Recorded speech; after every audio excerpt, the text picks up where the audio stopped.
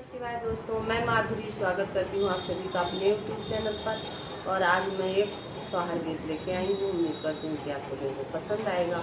पसंद आए तो प्लीज़ हमारे चैनल को सब्सक्राइब करें और लाइक कर दीजिए अगर पसंद आता है तो, और शेयर कर दीजिए।